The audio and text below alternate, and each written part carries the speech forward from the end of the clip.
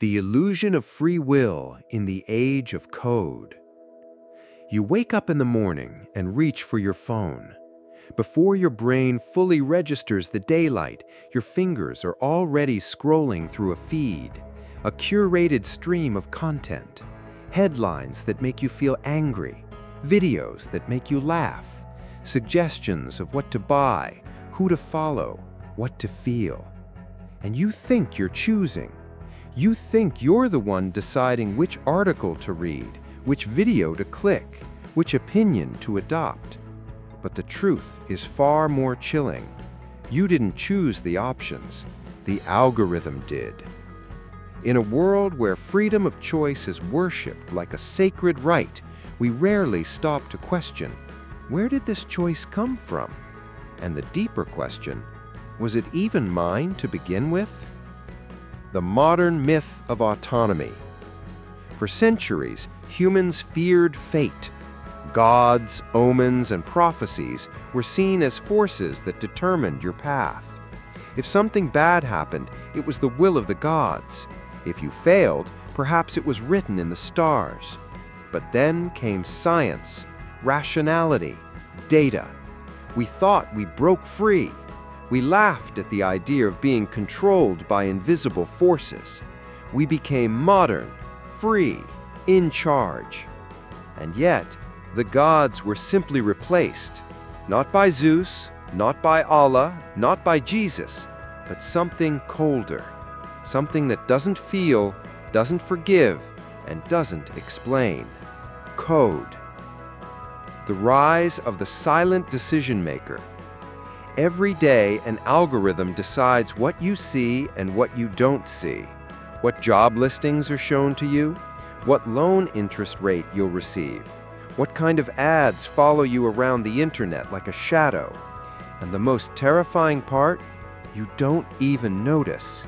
There's no divine thunder, no prophet in the desert, just a quiet line of code running 24/7, mapping your patterns, predicting your behavior, and shaping your digital existence.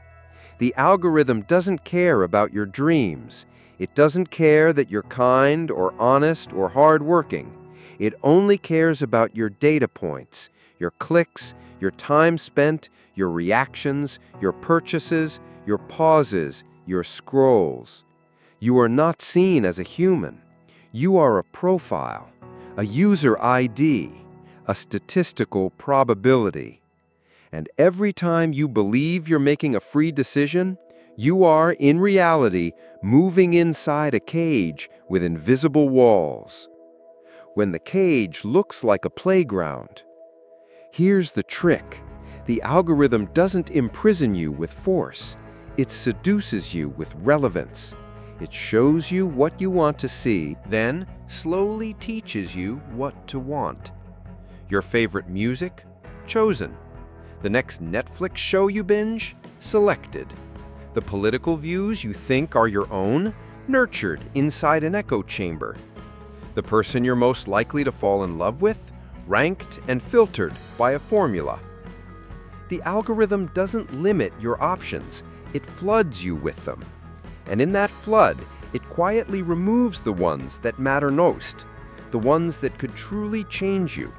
It doesn't scream, it whispers. This is you. This is what you like.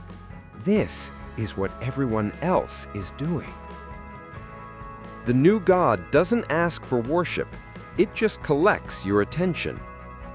Unlike old gods who demanded prayer, sacrifice, or obedience, the new God only asks for your time. And once it has your time, it takes your focus, then your desires, then your beliefs, and finally, your decisions. It never asks for permission. It doesn't need to. Because while you were busy clicking and scrolling, it already reprogrammed how you think. The first step is awareness. This isn't about fear-mongering. It's not about throwing away your phone or deleting every app. It's about seeing clearly, about waking up to the realization that you are not as free as you believe, that your choices are not entirely yours, and that the first step toward reclaiming autonomy is questioning the forces that shape your reality without your consent. Not with rage, but with awareness. Not with panic, but with clarity. Because once you see the strings, you're no longer the puppet. You're the observer. And that changes everything. Meet your invisible puppeteer. How algorithms work. Most people imagine an algorithm as something cold, mathematical, mechanical, something far away. But that's the most dangerous misconception, because an algorithm isn't a machine locked in a lab somewhere. It's already living inside your pocket, inside your phone, inside every platform you touch, and it's not sleeping. It's watching you, learning from you, and quietly shaping the very reality you experience. So, what is an algorithm? Forget the technical definitions for a moment. Here's a simpler way to think about it.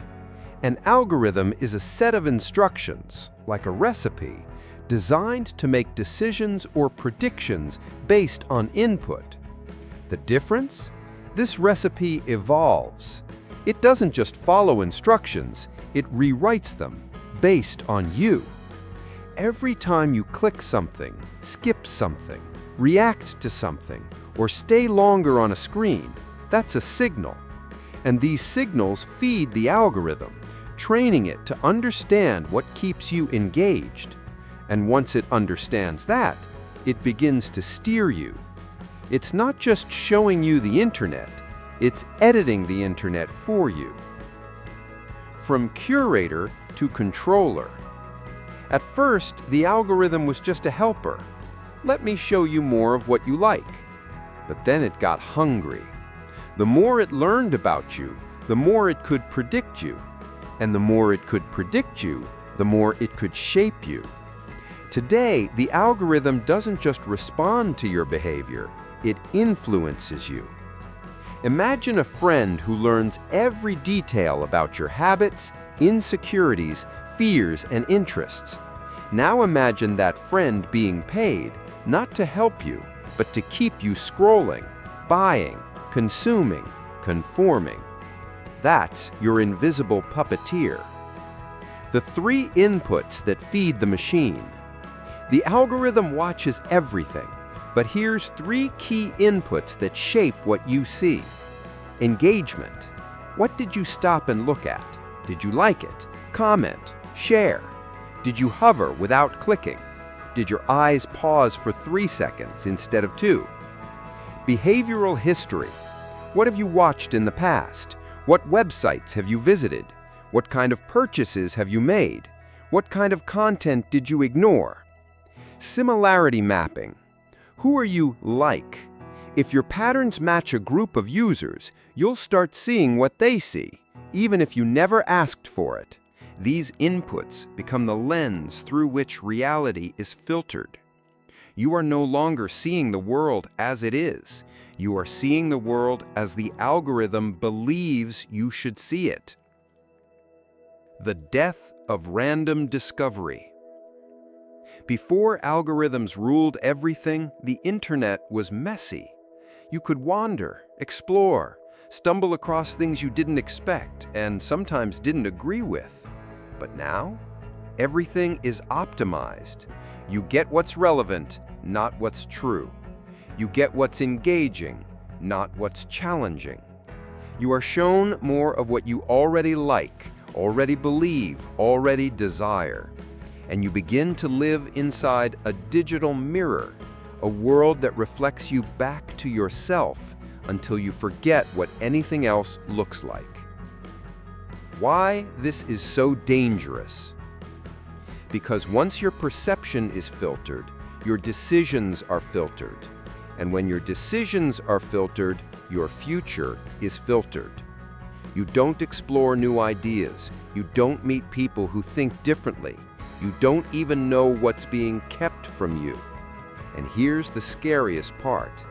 You still think you're choosing. You still believe you're in control, but it's the algorithm pulling the strings, not with brute force, but with invisible design.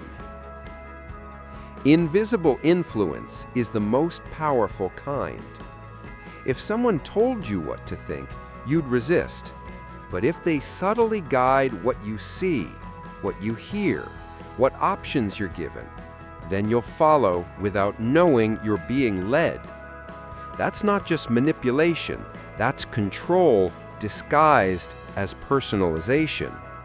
And the more data it gathers, the more precise the control becomes, not just over what you click, but what you believe, what you feel, what you fear, what you value.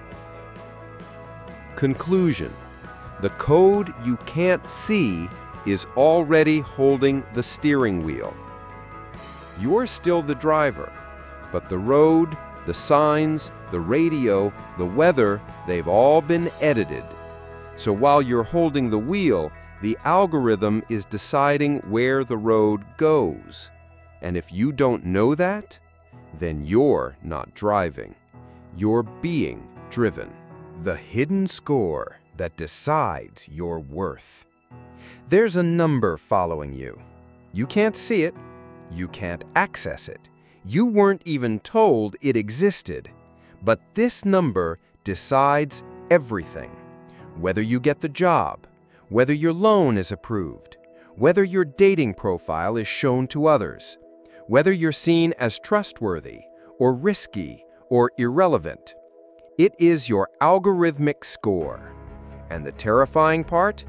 You don't get to know what it is or how it was calculated. The new credit score, but deeper, wider, and invisible. For years, your credit score was the one number that determined your financial trustworthiness. It was flawed, yes, but at least you could see it, challenge it, rebuild it. But now, there are dozens of invisible scores being generated about you across different systems. Your, quote, consumer value score predicts how likely you are to buy things and at what price. Your, quote, risk assessment score evaluates if you're worth hiring, insuring, or lending to. Your, quote, trustworthiness index measures your behavior on platforms, how you speak, what you post, what you engage with. Even dating apps generate internal desirability scores based on how often you're swiped, messaged, or ignored. These scores are never shown. There is no appeals process, no way to correct them, no human contact to explain what went wrong, just silence and exclusion. Profiling without permission. You didn't opt in. You didn't consent to be judged this way, but you were, automatically. The algorithm collects your digital footprints, what you liked on Facebook, how long you hovered over a product, how fast you responded to a message, what time of night you browse, which area code your phone number came from.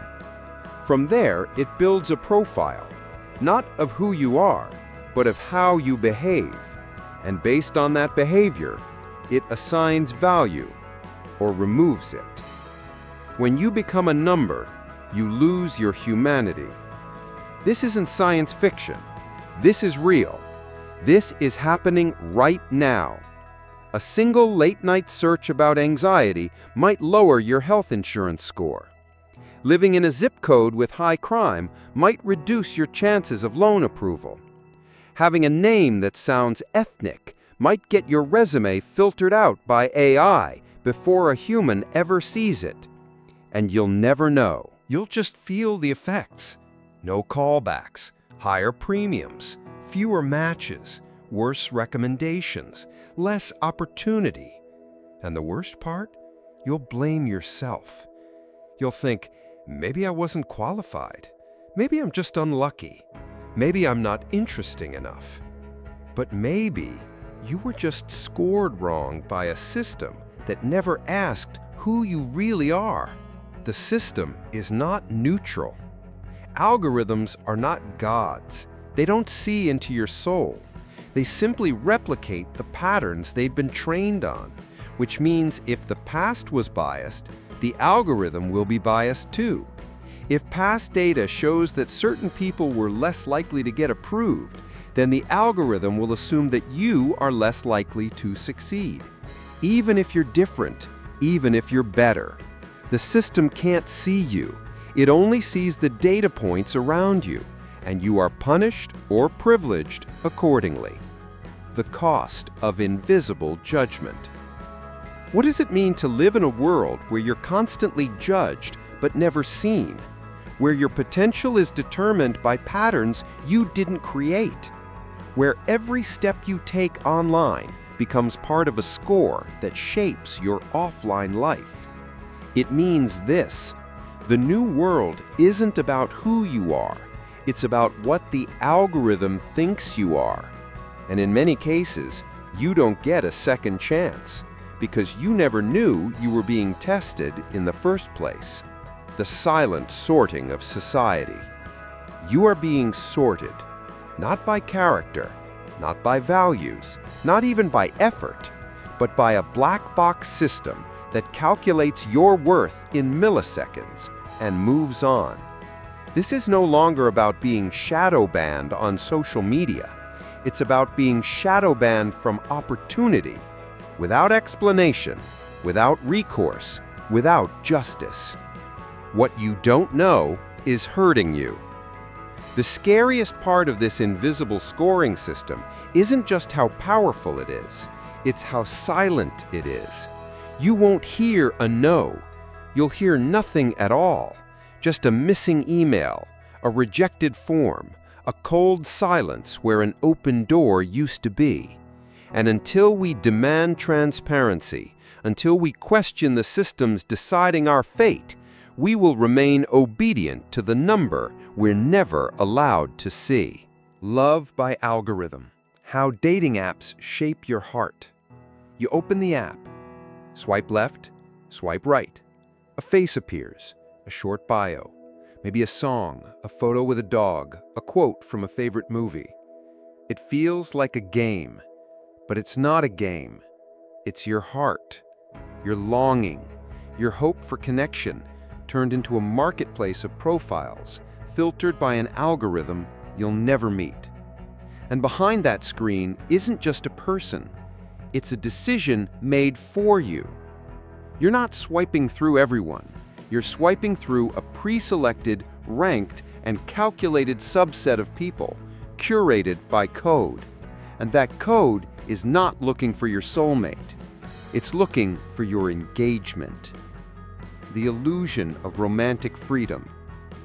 You think you're choosing who to love, but what if you're only choosing from a pool that's been algorithmically narrowed, filtered by metrics you never approved? What if the love of your life was never even shown to you because the algorithm decided they didn't fit your type? Or worse, because you didn't fit theirs based on race, income, education, profile photos, or the time you usually swipe. Dating apps promise you the world, but what they deliver is a funnel, optimized for stickiness, not sincerity. The scoring system you can't see. Many major dating apps assign internal scores to users. A desirability score based on how many people swipe on you, a response rate that affects your visibility, and a behavioral profile that learns what keeps you on the app longer and adjusts what you see accordingly. In other words, the more you engage, the more you are engaged with. But not in a romantic way. In a retention-focused, screen-addicted, dopamine-controlled way. The algorithm isn't trying to help you find love. It's trying to keep you searching for it. Because love ends the game. And apps don't want endings. They want loops. When compatibility becomes computation, you want chemistry. The algorithm wants patterns. It doesn't understand what makes someone laugh, what makes a conversation flow at 2 a.m., what a shared trauma or a deep vulnerability can unlock between two strangers. Instead, it matches based on data overlap. Both like hiking, check. Same city, check. Both use emojis often. Check. Similar swipe behavior. Check. But what it cannot measure, it cannot prioritize. So the deepest parts of your humanity, your fears, your values, your emotional rhythms, are left out of the equation. Love becomes math, and you become a data node in a romantic algorithm, optimized for compatibility that looks good on paper, but feels empty in real life. The echo chamber of attraction. The algorithm learns quickly. You swiped right on 3 blondes, you'll see more blondes. You lingered on profiles that mention travel, expect wanderlust bios. You skipped profiles of people outside your ethnicity, the algorithm remembers. Without realizing it, you're being trained, not just to swipe, but to desire what you've desired before. And that means no surprise, no growth, no challenge, no serendipity.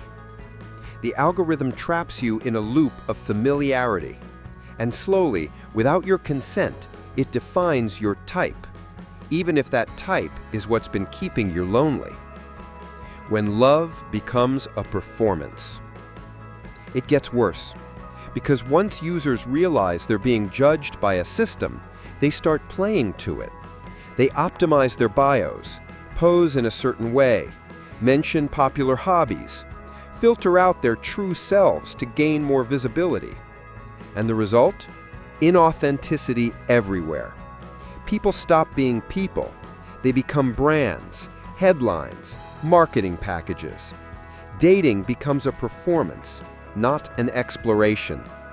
And every swipe reinforces the same silent message. You're only worthy if you fit the mold. What are we losing? We're losing mystery. We're losing the accidental moment, the bump into someone at a bookstore, the awkward smile at a party, the conversation with someone completely outside our filter bubble. We're losing the kind of love that grows slowly, that surprises us, that challenges who we think we are. And we're replacing it with speed, metrics, and manipulated desire. We're asking machines to find us love, but machines don't understand longing. They only understand behavior. They don't understand romance. They understand repetition. They don't understand your heart. They understand your history. And that's not the same. Conclusion. Love isn't a product, but it's being sold like one.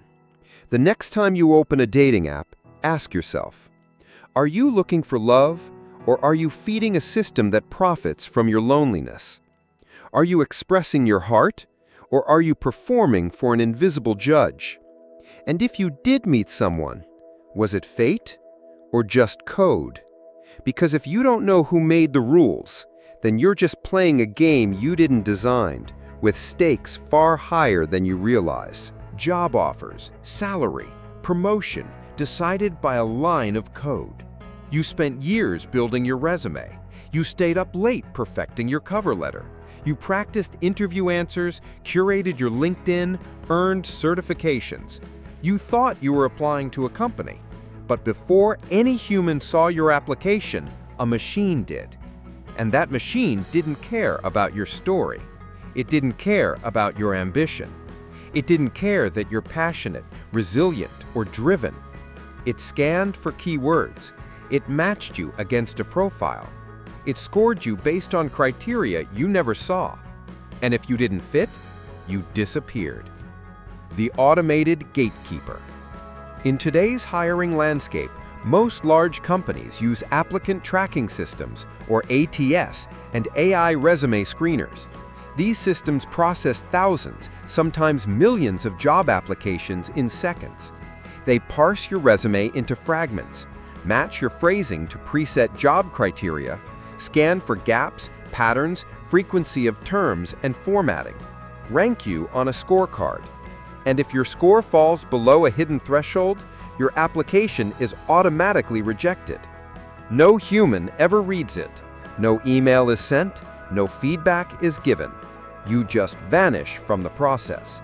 Not because you aren't qualified, but because the algorithm thought you weren't worth considering. Data over humanity. It isn't just that we're using machines, it's that we're trusting them to evaluate people without context. Here's what algorithms can't see. That gap in your resume, it was because you cared for a sick parent. That lack of experience, you self-taught skills they didn't test for. That typo, it was the first resume you've ever written. That mismatch, it's because you're pivoting careers, not because you're unfit. But the algorithm doesn't know your story. It doesn't know your sacrifice.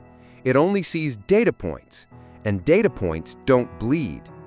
The interview you never got. Now imagine this. You would have been perfect for the role. You have the drive. You have the adaptability. You would have thrived if given the chance. But the code filtered you out before you could even speak, and someone else, with better phrasing, optimized keywords, or just a more predictable pattern, got the spot. Not because they were better, but because they fit the algorithm better. This isn't meritocracy. This is mathocracy. The algorithm in the office. It doesn't stop at hiring. AI is now used for performance evaluation, productivity tracking, promotion recommendations, and employee risk scoring. Imagine this. A system tracks your keystrokes, time spent in apps, calendar usage, email tone, and output pace. It flags you for low engagement, even though you've been working quietly, deeply, without distractions. Your manager trusts the dashboard, not you. You are reduced to a pattern, a productivity line, a metric in a weekly report. You don't get that raise. You don't get promoted. You don't even know why, because no one told you you were being judged by a machine. The death of mentorship, growth, and redemption. In a human workplace, you could grow, you could explain, you could mess up, reflect, and try again. But with an algorithm, there's no grace, no memory of effort, no recognition of change. Once your digital profile is marked low performance, every future decision becomes biased against you. You are labeled. And in this system, labels stick. Discrimination by proxy. Employers may not directly discriminate, but the algorithms they trust often do.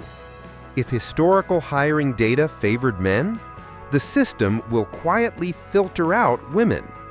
If certain schools were overrepresented in leadership roles, the algorithm will favor those resumes, reinforcing elitism. If past managers rated extroverts higher, the system will lower the score of thoughtful, quiet candidates. And nobody notices, because bias is buried in the code, wrapped in the illusion of neutrality, backed by the authority of data. When fairness becomes fiction, we were told that automation would remove human bias, that algorithms would be fairer, smarter, and faster. But fairness without transparency is a lie, because if you can't question a decision, can't understand it, can't appeal it, then it's not just unfair, it's tyranny in a digital suit. Conclusion: who decides your worth? The job market no longer sees you as a human being. It sees you as a statistical probability, a risk factor, a match rate, a line of text. And the decisions that shape your career, your income, your future, are being made by systems you didn't design, based on data you didn't agree to share, in rooms you'll never enter. So the next time you're rejected, ignored, or overlooked, don't just ask, "What did I do wrong?" Ask, "What did the algorithm think I was? And who decided it was allowed to judge me?" Predictive policing, the future crime you didn't commit. Imagine waking up to a knock on your door. Police officers, calm but firm. They're not accusing you of anything, yet. They just want to ask a few questions. They say you match a profile, that your behavior fits a pattern, that the system flagged you as high risk. You haven't broken the law. You haven't even come close. But somewhere, in a dark server room you'll never see, an algorithm decided you were dangerous. And now, so does the law. From science fiction to surveillance reality. Once this idea was just the stuff of dystopian films. Minority Report showed a world where people were arrested for crimes they hadn't committed yet. But today, predictive policing is real. It's being used in cities around the world, and it's reshaping justice into a system that punishes possibility instead of proof. Because if the algorithm says you're likely to do something wrong, you may already be treated like you have. How predictive policing works. It starts with data. Past arrest records, crime statistics by neighborhood, school attendance, social media activity, surveillance footage, even your friends and contacts. The system takes all this information and runs it through machine learning models. It predicts where crimes will happen, what types of crimes, who is most likely to commit them, and who should be watched more closely. On the surface, it sounds efficient, but in practice, it creates a self-fulfilling prophecy. When data is dirty, so are the predictions. Predictive algorithms don't invent information. They learn from what we give them. But what if the data is biased? What if policing in the past disproportionately targeted poor or minority communities? Then the algorithm learns those biases. It assumes that because more crimes were recorded in a certain neighborhood, that neighborhood must be more dangerous. And so it sends more patrols there. More patrols mean more stops. More stops mean more arrests. More arrests mean more data. And more data means the algorithm keeps predicting crime in the same place. It becomes a loop, policing the same people over and over, not because they're guilty, but because they're already being watched. Pre-crime judgment. You could be watched more closely, stopped more often, denied bail, put on a list, flagged as high risk, not because of what you did, but because of what an algorithm thinks you might do. This isn't justice. This is profiling at scale, automated, dehumanized, and hidden from view. And it's not just happening in the criminal system. Minority Report in schools and airports. Some schools use software that predicts which students are likely to act out based on behavior, grades, or home life. Some airports use behavioral detection algorithms to flag suspicious passengers before they've even gone through security. And increasingly, governments are investing in systems that flag people as potential threats without evidence, just correlations. One wrong post, one unfortunate travel pattern, one misunderstood message, and suddenly you're on a watch list. No trial, no explanation, just a quiet red flag next to your name in a database you'll never see. What happens when you're marked? The real danger isn't arrest, it's perpetual suspicion. You're pulled aside more often. You're denied job interviews. You're passed over for housing. You're watched, tracked, and questioned, quietly, systematically, endlessly. You may never be told why, but the algorithm remembers. And once you're flagged, it's almost impossible to be unflagged, because the system sees your past risk as proof of future danger, even if the original data was wrong. Who programs the watchers? These systems are built by corporations, tested in secret, deployed without public oversight. The programmers may not even realize the consequences. They're told to build safety tools, but the outcome is predictive punishment, not prevention. Because once you assign a number to a person, you stop seeing the person and start seeing the risk. And when law enforcement trusts that number over human judgment, the algorithm becomes the judge. No room for humanity. Real justice allows for context. It allows a judge to consider your background, your intent, your growth. But an algorithm only sees likelihoods. It reduces you to a risk percentage. It cannot forgive. It cannot ask questions. It cannot understand. And when it's wrong, there's no courtroom, no appeal, just quiet consequences. And silence is the cruelest punishment of all. Conclusion. When we trade justice for efficiency, we lose both. Predictive policing doesn't stop crime. It stops people. It creates a system where being watched becomes a permanent sentence, especially for the already vulnerable. And the worst part, it feels invisible. You don't see bars. You don't hear sirens. You just feel like the world is slightly harder, colder, less fair, and you wonder why. But somewhere, a line of code already decided you were a threat. Not because you are, but because you could be. And in a world ruled by algorithms, could be is enough. The algorithmic trap, once labeled, never escaped. You are not who you were last year. You've grown. You've made mistakes. You've healed. You've changed your mind, shifted your habits, softened or hardened depending on the pain you've endured. That's what it means to be human. We evolve. But the algorithm doesn't believe in evolution. It believes in patterns. And once it assigns you a label, it begins to see everything you do through that label. And worse, it shows the world that version of you, again and again and again, until even you start believing that's who you are. The labeling begins subtly. It starts with something simple. You watched a few conspiracy videos. You're a radical. You clicked on luxury handbags. You're wealthy. You searched for breakup quotes. You're emotionally vulnerable. You liked a controversial tweet. You're politically extreme. These aren't just observations.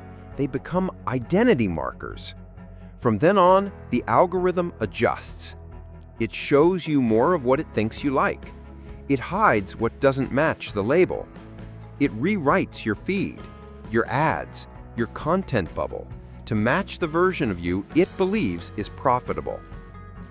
And the more you engage, the deeper the label digs in. Reinforcement loop, the digital echo of you. The algorithm says, you like this. You click because you're curious. Then it says, aha, I was right.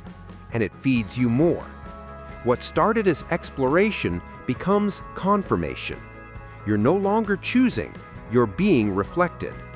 And every click reinforces a self that may no longer be accurate, or worse, never was. The death of reinvention. In real life, you can grow. You can move cities, change jobs, switch social circles, break old habits, find new values. But online, your past follows you. The algorithm remembers what you watched at 2 a.m., what you searched when you were lonely, who you followed during a dark season, what kind of posts you hovered over, even if you didn't click. And it treats those moments like your truth, even if they were just that, moments. In the world of code, there's no grace period. No, that was then. No, I was just figuring things out. There's only, you did it once, so it must be who you are.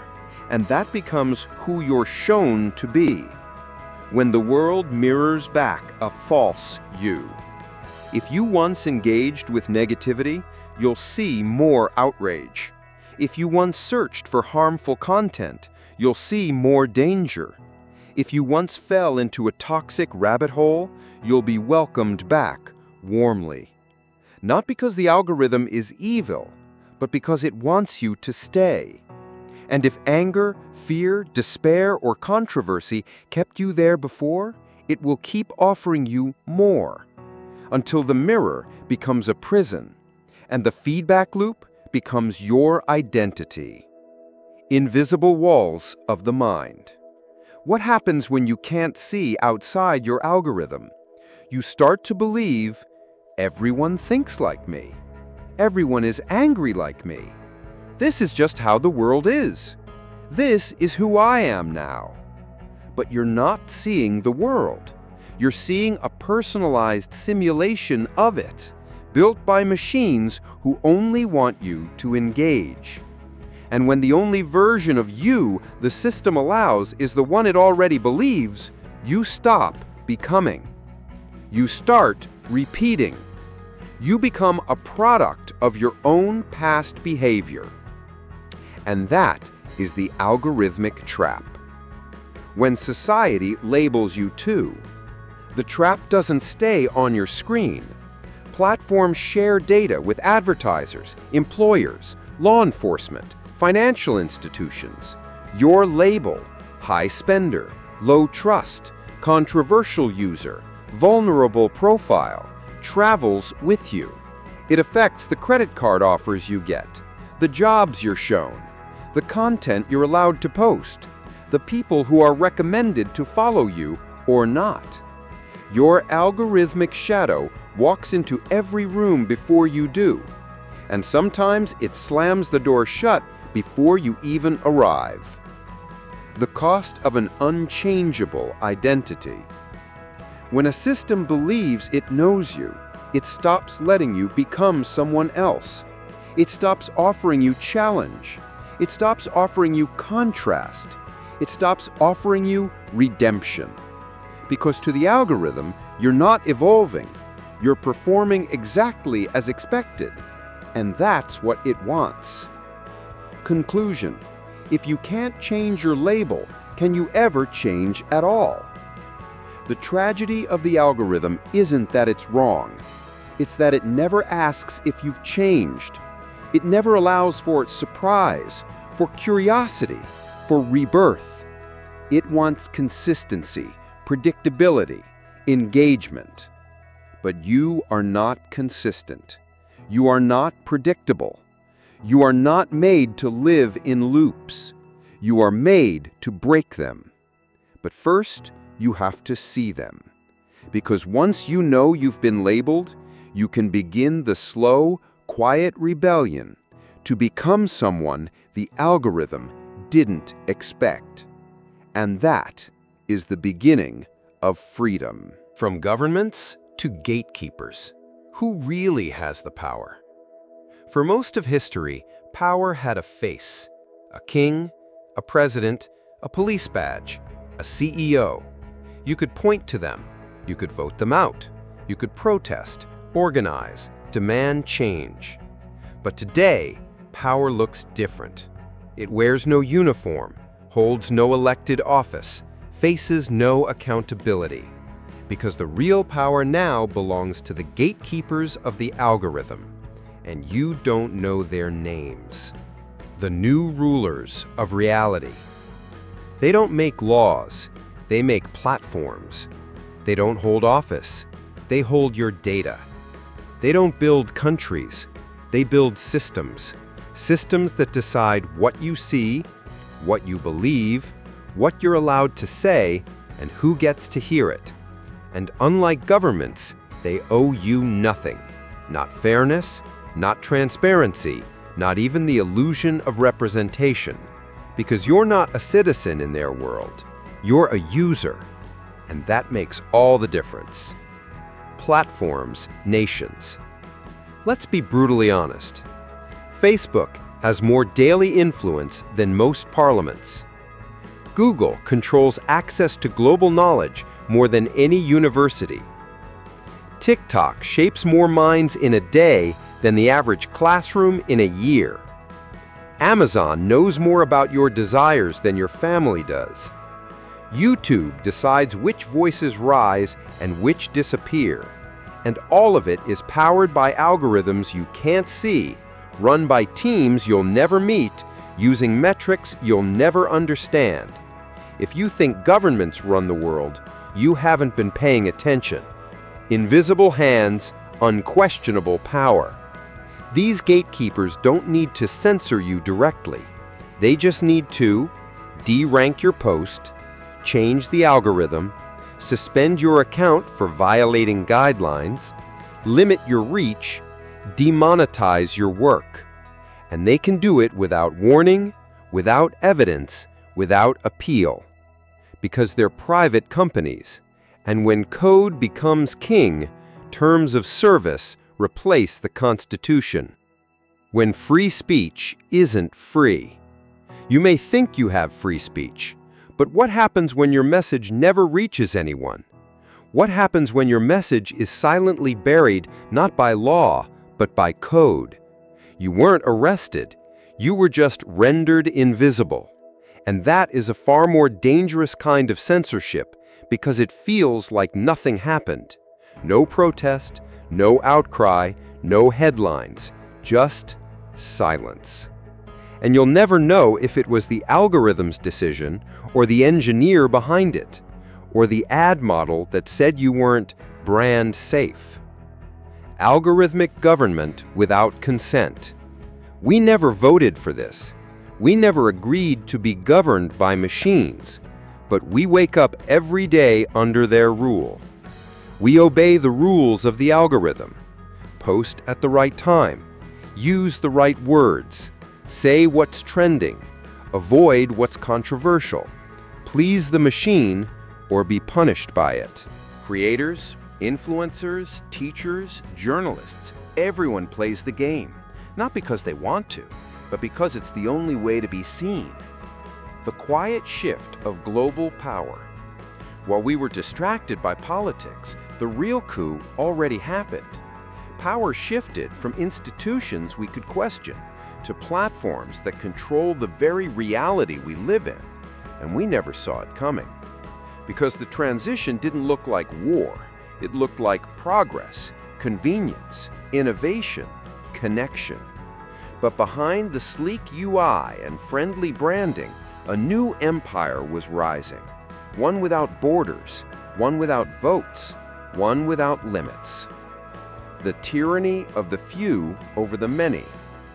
There were people, just a few dozen maybe, who design the algorithms that govern billions of lives. They decide what's recommended, what's trending, what's dangerous, what's monetized, what's amplified, what's erased. And these people are not elected. They are not neutral. They are not divine. They're engineers, data scientists, product managers, investors. And without meaning to, they have become the architects of your perception. So who watches the watchers? Who regulates the regulators when the regulators are lines of code? Who holds power accountable when power is invisible? Who decides if the algorithm is fair, if the data is clean, if the logic is just? The answer? No one. And that should terrify you. Because a world where power is unchecked is a world where freedom is optional. And when freedom is optional, so are you. Conclusion. The new kings don't need thrones, just servers. We used to fear dictators. Now we log into them. We feed them our thoughts, our behavior, our attention, our time. Not because we trust them, but because we don't even realize they exist. The shift from governments to gatekeepers is the most important power transition of our time. And until we recognize it, we'll keep mistaking control for convenience, obedience for engagement, and slavery for service. Algorithmic discrimination, when math becomes biased.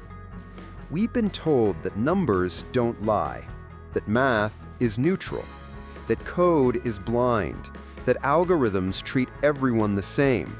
But that's a myth. Because when the data is biased, when the designers are biased, when the world itself is built on inequality, then even the most objective algorithm becomes a silent weapon of discrimination. And the worst part? It doesn't even know it's doing harm. Bias isn't coded in malice, it's coded in history. Let's be clear, most algorithmic bias doesn't come from hate, it comes from history, from old patterns, from incomplete data, from assumptions that never got questioned, from systems that were already unfair and got automated without fixing them first. Because algorithms learn from the past, and if the past was racist, sexist, elitist, or exclusionary, then the future will be too. Just faster, more efficient, and harder to detect. Real-world examples of algorithmic discrimination. This isn't a theory. Here are real, documented cases of math gone wrong. Hiring tools that penalized women. One major tech company built an AI to sort resumes only to find it downgraded applicants with women's indicators. Why? Because historical data showed that most hires were male. The AI learned that male equals better and reinforced it. Mortgage algorithms that redlined. Some platforms offered worse loan rates to people from predominantly Black or Latino zip codes, not because of income or credit, but because the system learned that those areas were higher risk. It wasn't racism by law, it was racism by proxy. Facial recognition that fails on darker skin. Studies found that many facial recognition systems had error rates less than 1% for white men, but over 30% for Black women. And yet these systems were being used in police stations and airports. The result? Misidentification, harassment, arrests, all backed by objective technology. Content moderation that silences minorities. Algorithms trained to detect hate speech often flag dialects like African American vernacular English as aggressive or violent, even when used casually or jokingly. Meanwhile, actual threats from dominant groups slip through. Bias in, bias out. Proxy variables, discrimination disguised as data. Here's how it gets even trickier. Algorithms rarely use race, gender, or religion directly. Instead, they use proxies. Zip code, name spelling, browsing behavior, phone model, typing speed, grammar patterns, clothing styles in photos, social circle connections. These seem innocent, but they correlate with sensitive attributes. So even if the system claims neutrality, it's quietly sorting people along the same old lines. But now there's no one to question, no lawsuit to file, no clear law to violate, just discrimination at scale, hidden in the math. Why biased algorithms are so dangerous. Discrimination by humans is visible.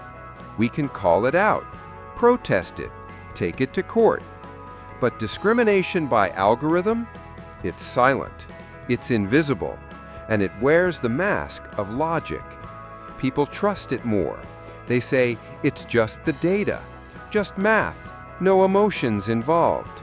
But that's exactly what makes it so dangerous. Because once bias is baked into the machine, it spreads faster than any prejudice we've ever seen. No accountability, no explanation, no escape. When an algorithm flags you, you don't know why, you can't appeal, you can't see the rule book, and most of the time no human even knows it happened. The machine decided, and the system moves on. It doesn't feel guilt, it doesn't hear your story, it doesn't care. And that's not justice. That's automated oppression. The illusion of fairness. Tech companies often say, we train our AI on diverse datasets. We audit our models for bias. We use fairness frameworks. But who defines fair? Who chooses the data? Who decides what good looks like? Even efforts to fix bias are shaped by human judgment, and humans bring their own assumptions, blind spots, and incentives, especially when profits are on the line. Because fairness doesn't always sell, but engagement does, efficiency does, predictability does, and so the cycle continues. Conclusion: when oppression becomes a feature, not a bug. Bias in algorithms isn't an error. It's a mirror, a reflection of the inequalities we've refused to solve. But once encoded, it becomes harder to question, because now it's hidden in code, dressed in complexity, defended by data. And unless we demand transparency, oversight, and ethical design, we're building a future where discrimination is automated and no one is responsible. Not because people hate you, but because no one stopped to ask who you really are. And in a world ruled by algorithms, you don't have to be seen to be judged. You just have to be calculated. Behavioral manipulation. Your mind is the product. You think you're using the platform, scrolling for fun, checking in, passing time. But what if the platform is actually using you? What if your attention isn't the goal? It's the bait. Because in the age of algorithms, you're not just a user, you're the subject of an experiment, the test subject, the lab rat. And the experiment is simple. Can we control your behavior without you ever noticing? You're being nudged constantly. You don't have to be forced to act. You just have to be nudged. A notification at just the right time, a red icon you can't ignore, a subtle shift in the layout, a post that makes you angry or curious or insecure. And suddenly, you click, you stay, you act. You think it was your decision, but it wasn't. It was a design choice made to shape your brain like clay. Behavioral design, where psychology meets profit. The platforms you use every day are not neutral tools. They are behavioral ecosystems engineered by psychologists, behavioral economists, and UX designers. Their job? To study what makes your brain trigger dopamine, feel FOMO, seek validation, react to outrage, crave novelty, obsess over unfinished loops. They study how long you hover, where your eyes go, what you skip, when you pause, when you return, and they use that knowledge to do one thing: keep you hooked. Not because they care about you, but because your attention is their business model. The infinite scroll trap. There's a reason platforms removed the end of your feed. It wasn't a mistake. It wasn't convenience. It was strategic psychological manipulation. When your brain sees a finish line, it rests. But when the scroll never ends, you keep going and going and going. This is called intermittent variable reward, the same principle used in slot machines. You never know when the next hit of interest or validation will come, so you keep pulling the lever. And the algorithm keeps feeding you just enough to make you crave more. Notifications are not for you. They're for the algorithm. Ever notice how platforms notify you when engagement drops? So-and-so just posted. You have memories waiting. Your post is getting attention. These aren't helpful reminders. They're re-engagement triggers. Carefully timed, algorithmically tested, sent not when it's convenient for you, but when you're most likely to be emotionally receptive. They don't respect your time. They invade your peace. They manipulate your instincts. And you think you're in control, but you're just responding to stimulus like Pavlov's dog. Outrage engineering, the weaponization of emotion. The algorithm doesn't care about truth. It cares about engagement. And nothing engages like outrage. So guess what rises to the top? Posts that divide, content that triggers, headlines that provoke, videos that fuel fear, anger, tribalism. You don't mean to get pulled into fights. You don't mean to believe fake news. You don't mean to become cynical, bitter, or scared. But that's what the system rewards. And over time, you begin to mirror the tone of your feed, not because you chose it, but because it shaped you. The loop of self-manipulation. Eventually, you don't even need the platform to manipulate you. You do it to yourself. You open the app reflexively, you check the likes compulsively, you post things strategically just to get a reaction, you measure your worth by metrics, you begin to think in sound bites, you filter your life for virality. You've been conditioned, and the algorithm doesn't have to nudge you anymore. You've become your own behavioral machine. What happens when you resist? You try to pull back. You delete the app, you turn off notifications, you log out. But the craving returns, the anxiety, the feeling of missing out. Because this isn't the product you use, it's a system that rewired your brain. And unless you become aware of how you were shaped, you'll never truly escape it. Conclusion: you are the experiment and the product. In the algorithmic age, your mind is not your sanctuary. It's a battleground. Every scroll, every tap, every reaction is data being used to make you more predictable. And once you're predictable, you're profitable. So ask yourself, are you thinking freely or thinking algorithmically? Are you choosing what to watch, read, believe, or are you just responding? Because the scariest kind of control is the kind that feels like freedom. And the scariest kind of prison is the one built inside your own desires. The cost of convenience, what you trade for comfort. We love convenience. We celebrate it. One-click checkout, same-day delivery, autoplay next episode, face recognition to unlock your phone, apps that know what you want before you do. We've built a world that caters to our comfort, fast, smooth, effortless. But comfort always comes at a price, and in the algorithmic age, the price is steep. Because behind every shortcut is a surrender, a little less control, a little less privacy, a little less thought, a little less freedom.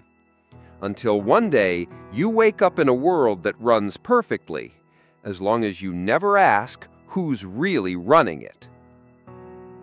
Convenience is the oldest bait. We didn't trade our freedom all at once. We traded it bit by bit, one tap at a time. Let Google remember your passwords. Let Facebook log you in to every site. Let Amazon store your credit card. Let your phone suggest replies. Let the algorithm decide what you should watch next.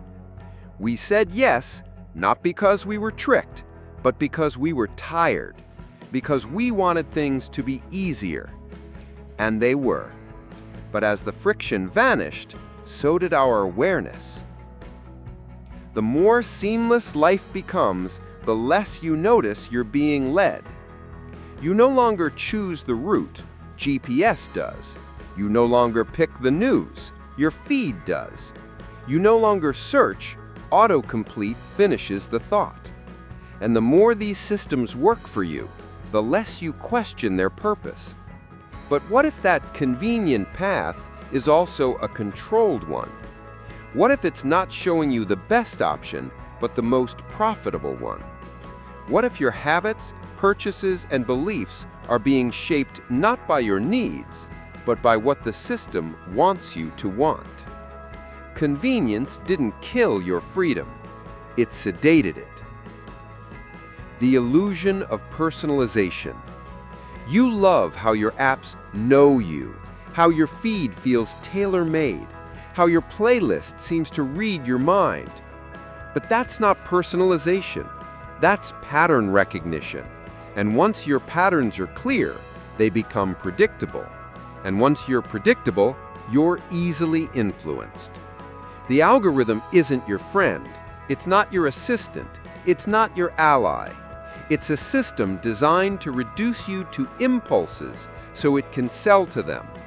So when it tells you, this is for you, what it really means is, this is what keeps you compliant. Every convenience collects a toll. That free email? You paid with your data. That smart assistant? You paid with your privacy. That AI chatbot? You paid with your emotional patterns. That frictionless login? You paid with your identity. We used to say, if you're not paying for the product, you are the product. But now, it's worse. You're not just the product, you're the process. A living feedback loop, optimized and exploited in exchange for comfort you didn't know would cost you your agency. Comfort shrinks your capacity for resistance. When life becomes too easy, you stop questioning what's underneath it. You stop resisting. You stop investigating. Because it's working. Because it's fast. Because it feels good. But that's the trap. A system doesn't have to force you to obey if it keeps you too comfortable to care. What you lose when you stop choosing.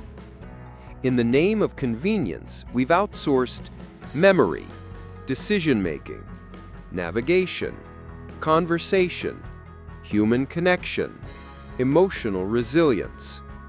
We've given up the difficulty that used to shape us, getting lost and finding your way, arguing face-to-face, reading deeply, waiting patiently, making complex choices without instant validation. And in return, we've received ease, but not depth, speed, but not wisdom, volume, but not meaning. Your time isn't being saved, it's being spent elsewhere.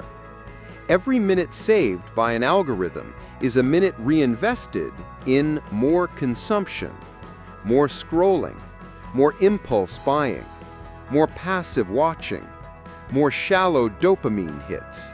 You're not saving time. You're redirecting it into a machine that feeds on your attention. And the more it learns, the easier it makes things, until ease becomes your prison.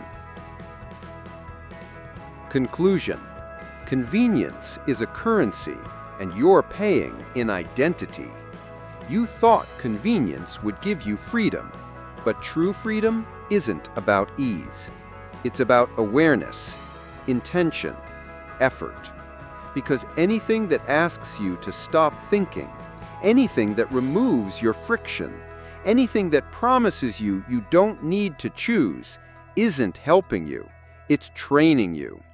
So the next time something feels too easy, stop and ask, what did I just trade to make it feel this way? Because behind every act of convenience, there's someone else who's benefiting more than you. Can you fight back? Digital literacy versus digital slavery. By now, you've seen the shape of the machine. You've seen how it watches, how it predicts, how it manipulates, how it decides, how it labels.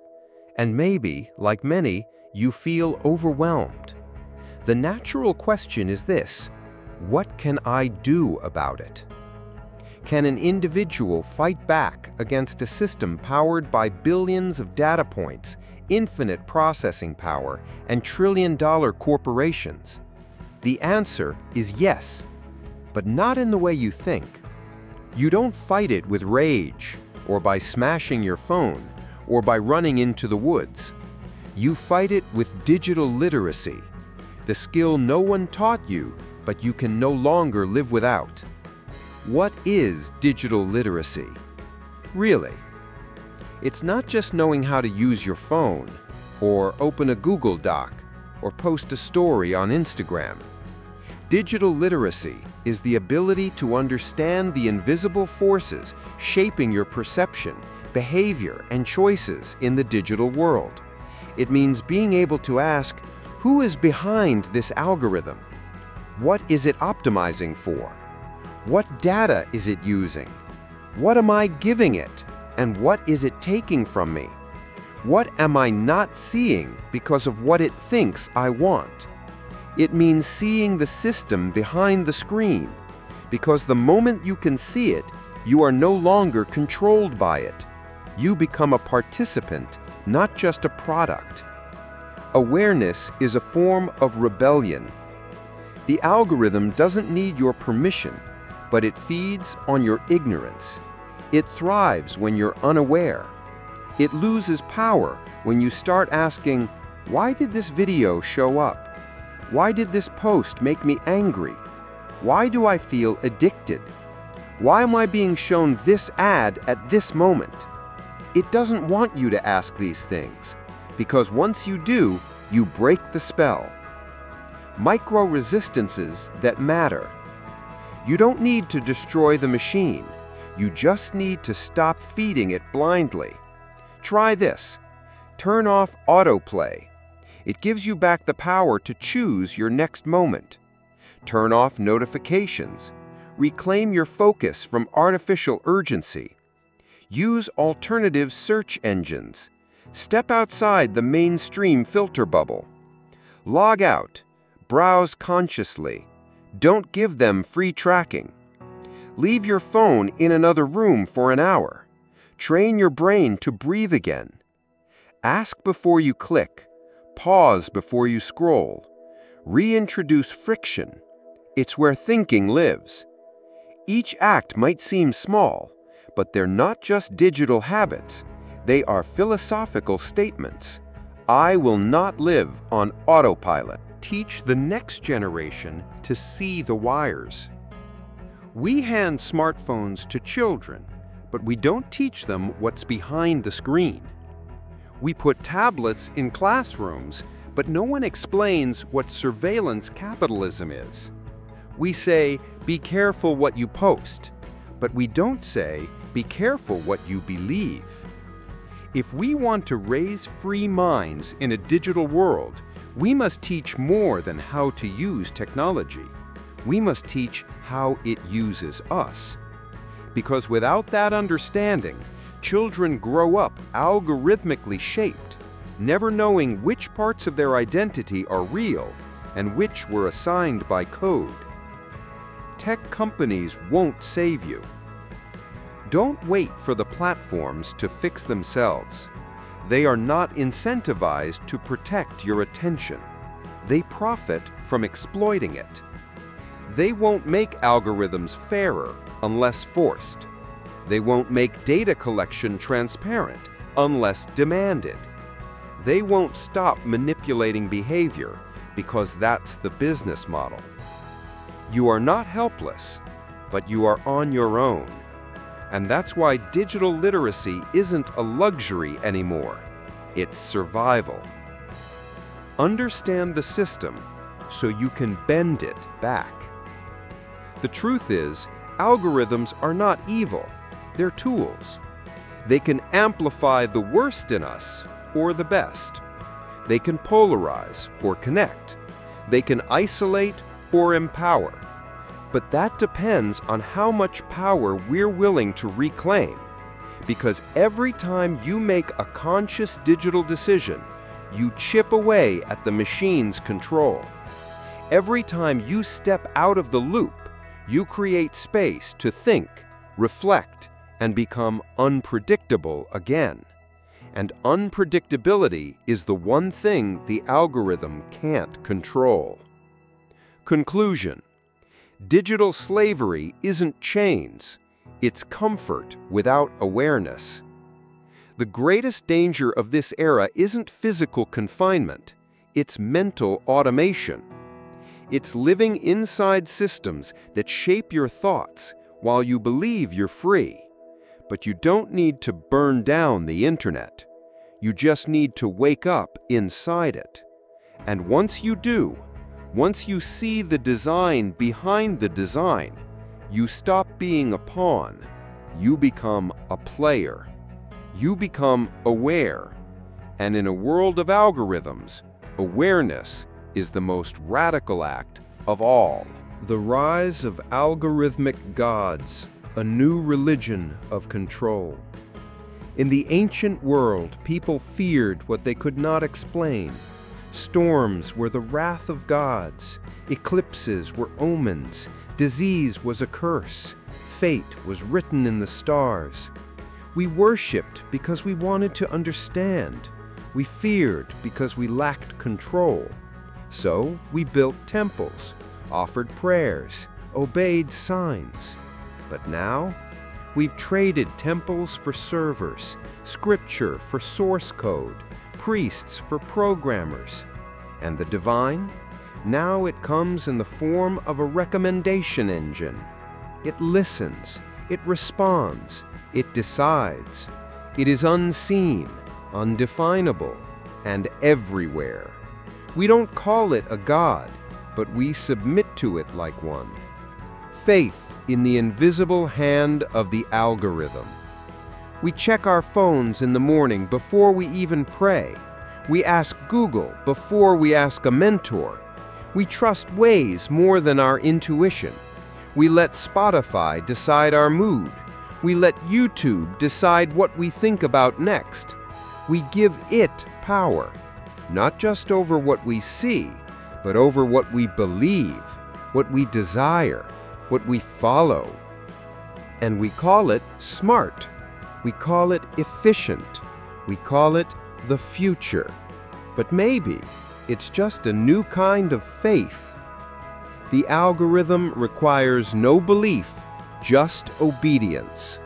Traditional gods demanded belief. This new God demands behavior. It doesn't care if you love it.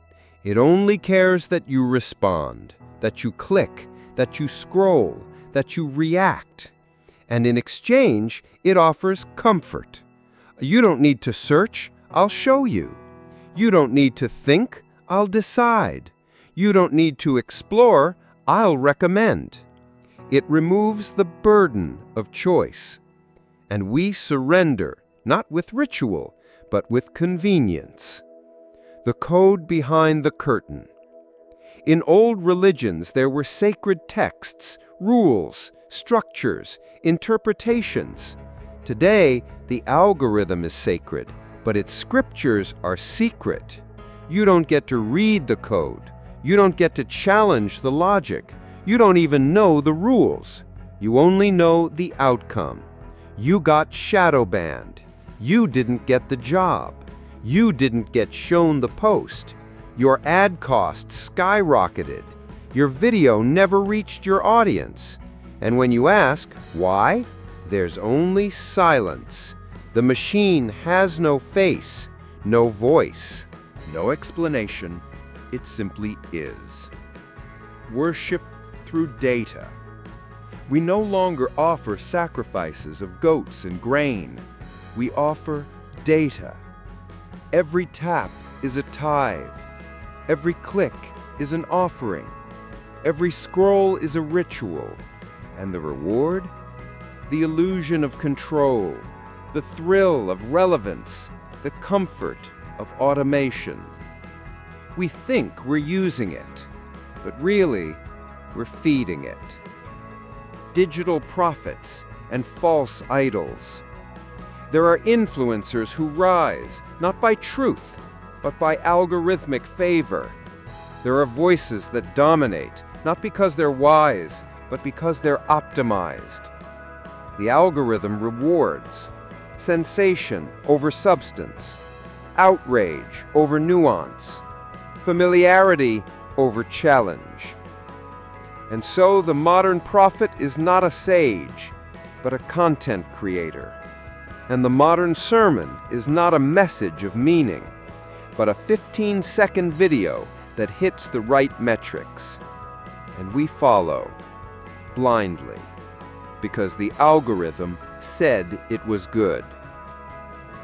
No one is in control, and that's the scariest part. In religion, we imagined a God with intention, but the algorithm has no soul. It doesn't love, it doesn't judge, it doesn't forgive, it doesn't even know you. It just reacts, endlessly, mathematically, impersonally. There is no divine will. There is only a system learning how to keep you engaged. And yet we continue to treat its results like truth, because it's easier to believe the feed than to face the randomness of reality. When questioning feels like heresy, try to step outside the algorithm. Search for something without suggestions. Watch a video outside your usual pattern. Say something online that doesn't perform. You'll feel it, the discomfort, the drop in visibility, the loss of connection, and the fear creeps in. Am I being punished? Did I break something? Should I go back to what works? That's when you know you've been trained, not just to participate, but to worship. Conclusion: take back your faith. This isn't a call to destroy technology. It's a call to stop worshiping it, to stop treating recommendations as fate, to stop seeing virality as virtue, to stop accepting algorithmic silence as judgment. Ask more questions, make more manual choices, step outside your digital religion. Because once you see the machine for what it is, you can stop kneeling and start creating something human again. You still have a choice, but only if you know. Let's pause. After all the noise, after all the warnings, after all the invisible hands and lines of code that shape your every digital breath, here's the truth. You still have a choice, but that choice is fragile. It doesn't shout, it doesn't demand, it doesn't pop up with a red notification bubble. It waits, in silence, and only those who are awake can hear it. Freedom doesn't die all at once. It erodes quietly. It's easy to imagine oppression as something loud, something that kicks down your door, burns your books, locks you up. But the new kind of control is quieter, more elegant. It flatters you, feeds you, recommends for you, learns you. And over time, you stop choosing. Not because you can't, but because you don't remember how. Because the algorithm always knows faster, feels smarter, feels easier. And in that ease, you forget you ever had an alternative. The window of awareness is narrow. There's a short moment when you notice the loop, when you question the suggestion, when you pause before you click, when you ask, "Why am I seeing this?" That's the window. That's the moment where real choice still lives. It's not big or dramatic. It doesn't feel revolutionary, but it's everything. Because the algorithm wins not by taking your power, but by convincing you that you never had any. And every time you remember, you break the spell. The enemy isn't the machine, it's unconsciousness. The algorithm doesn't care what you do, as long as you don't know why you're doing it. That's why digital literacy matters, not just to protect your privacy or manage your screen time, but to wake up inside your life again, to become the one who picks their own playlist, searches beyond the first page, watches without autoplay, thinks before reacting, posts from intention, not algorithmic pressure, resists the metrics, the trends, the loops.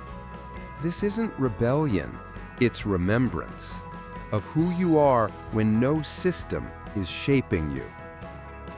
Small actions, massive meaning. No, you can't change the code.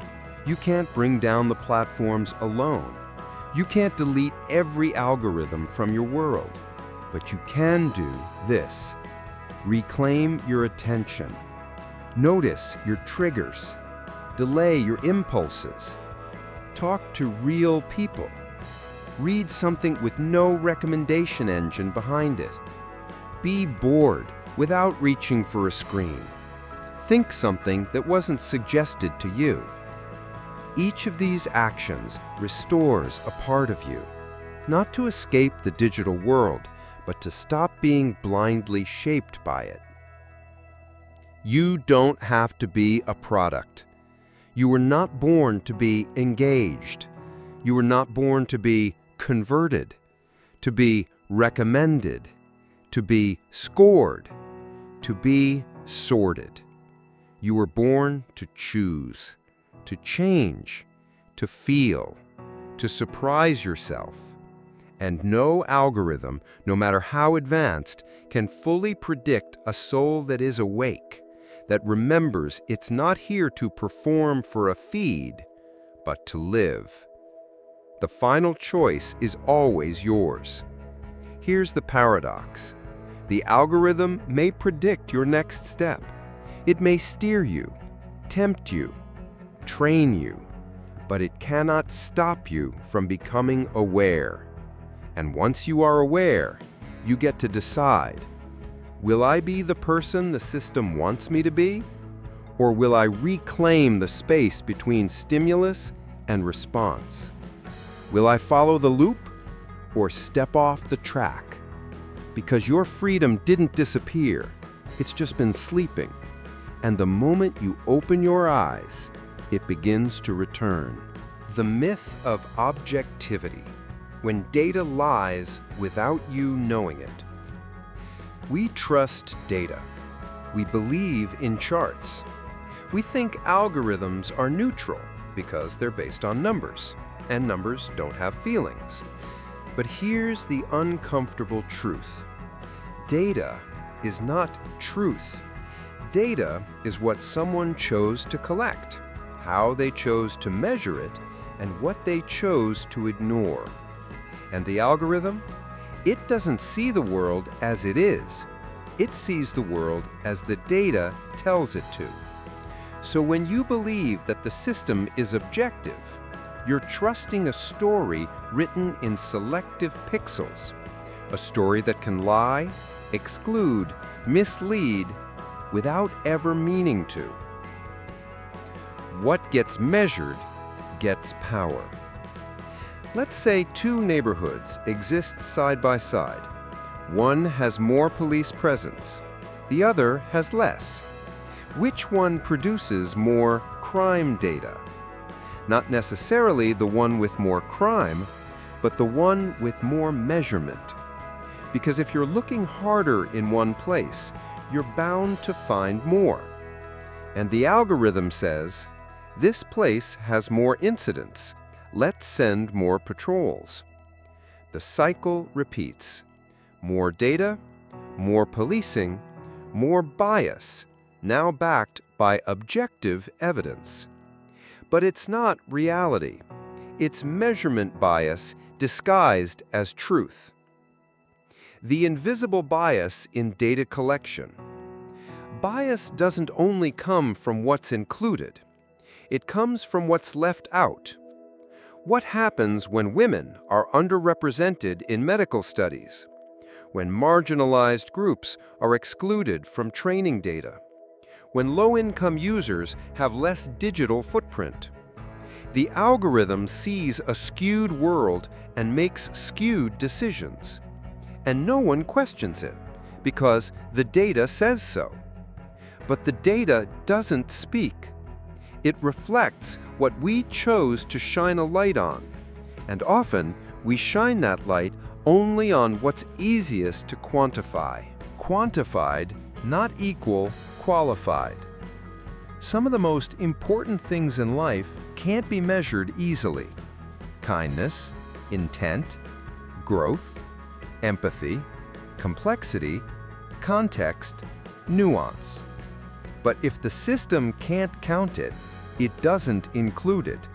And if it doesn't include it, it doesn't value it. Which means the algorithm is building a world that prioritizes what's measurable, not what's meaningful. And slowly, we start to do the same, when numbers become weapons. Data is often used not to reveal, but to justify. A bank denies your loan. Your data shows you're high risk. A platform deletes your post. The algorithm flagged it. A school denies a scholarship. The model says your likelihood of success is low. The human disappears. The system takes over. And no one is accountable because it's just the math.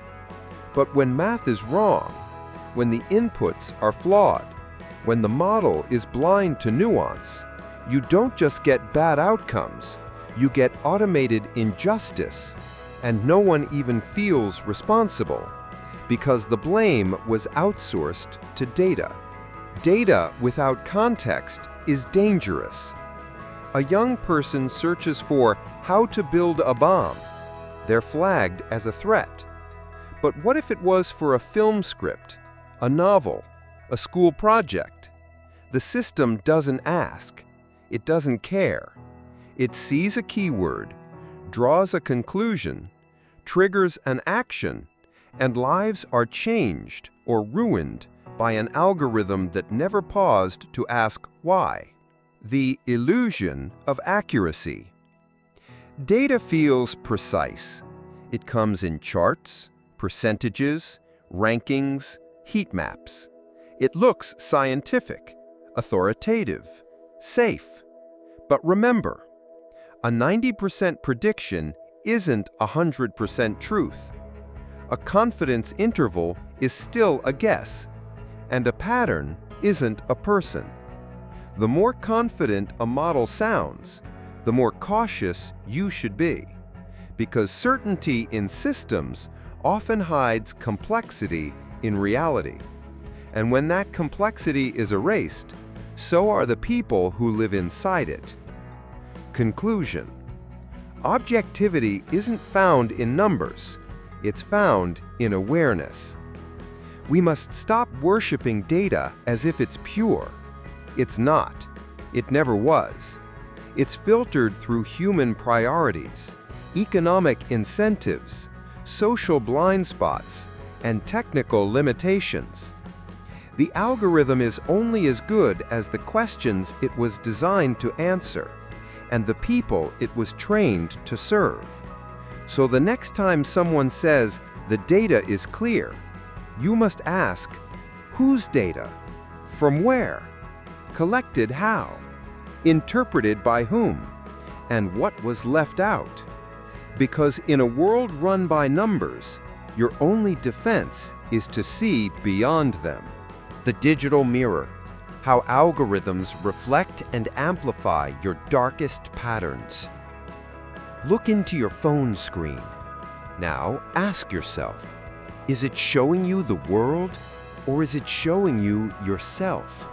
Not your best self, not your truest self, but the self the algorithm has learned to recognize, reinforce, and reward again and again until it becomes all you see.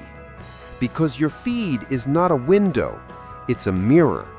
And the longer you look into it, the more it shapes what you think you are. Algorithms don't just reflect, they amplify. Let's say you're angry. You click on a post that confirms your frustration. The algorithm notes your time on the post, your comment, your reaction, and then it feeds you more of the same. More outrage, more fear, more division, more emotional heat. Not because it wants to hurt you, but because it has learned that those emotions keep you engaged. So your anger multiplies, your sadness deepens, your anxiety grows legs. What was once a feeling becomes an identity, not by accident, but by repetition. We become what we consume. You think you're scrolling for fun, but you're actually training the algorithm to see a version of you, and then it reflects that version back over and over. So, if you linger on content about betrayal, you'll see more stories of heartbreak. If you interact with conspiracy, you'll be surrounded by evidence. If you react to outrage, you'll get served more injustice. If you doom scroll through fear, you'll be wrapped in headlines of horror. Until eventually, you don't know where your thoughts end and the algorithm's feedback begins. You are no longer forming beliefs. You are absorbing your own reflection. The feedback loop of identity. We used to ask, "Who am I?" Now we ask, "What does my feed say about me?" And slowly, silently, our internal compass gets replaced by external validation. We feel seen, but only in fragments. The angry self, the insecure self, the performative self, the self that performs well in the algorithm. But the rest of us, the parts that aren't click-worthy, get starved of attention, and what we starve eventually dies. When the mirror lies. The algorithm doesn't care about balance. It doesn't want you whole. It wants you predictable. So it reflects your extremes. It magnifies your worst moments. It spotlights your obsessions. It confirms your biases. It echoes your impulses until your digital world becomes a distorted version of yourself. And the scary part? You begin to believe that's all there is. Addicted to the reflection. There's a reason it's so hard to stop scrolling. You're not just chasing entertainment, you're chasing confirmation. Yes, this is how people are. Yes, I was right to feel this way.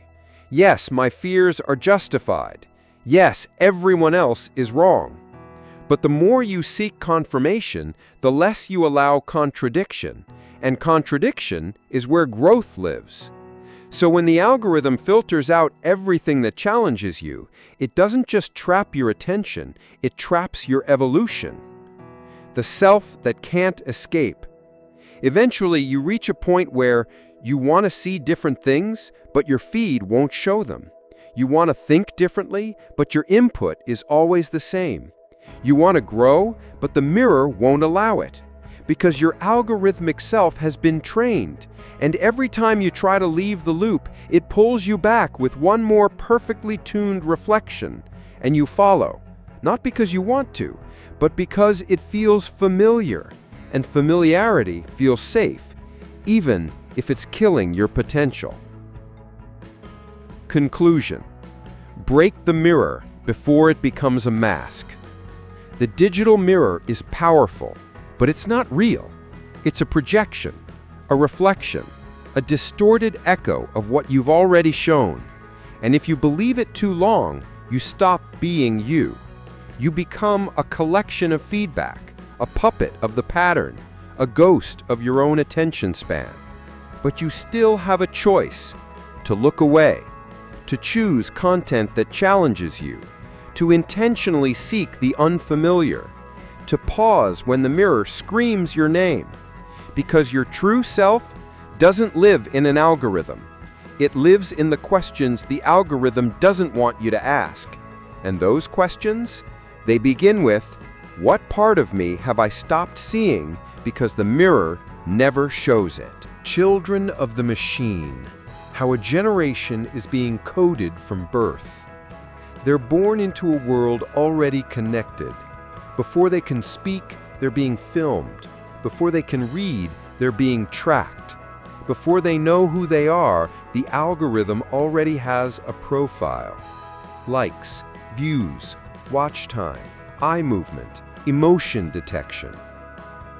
Children aren't growing up with technology anymore. They're growing up inside it. And the systems shaping them aren't parents, teachers, or community leaders. They're interfaces, algorithms, and platforms, all optimized not for wisdom, but for retention. The first digital footprint is a baby photo. It starts innocently. A baby's ultrasound on Facebook, a toddler's dance on TikTok, a child's tantrum turned into viral content. They're too young to consent, too small to understand. But the data collection has already begun.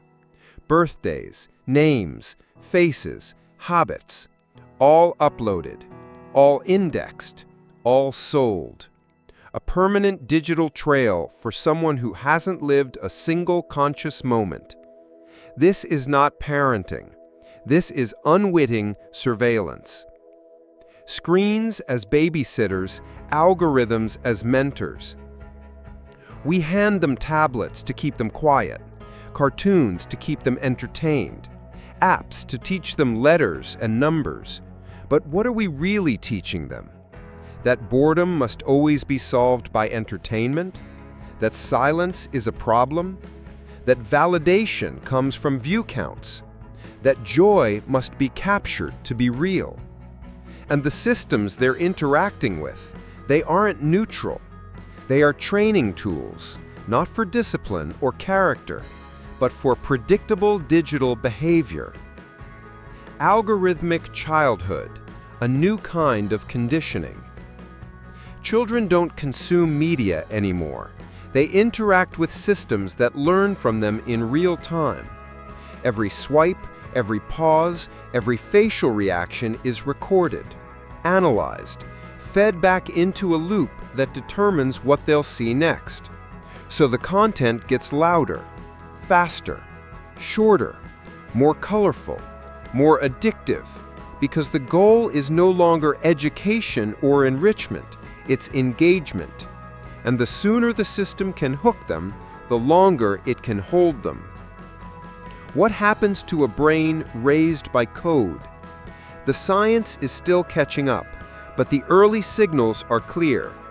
Shortened attention spans, dopamine burnout, lower frustration tolerance, decreased imagination, increased anxiety even in toddlers, emotional dependency on feedback loops. They are learning that happiness comes in likes, that silence means they're missing out, that reality is less interesting than a screen.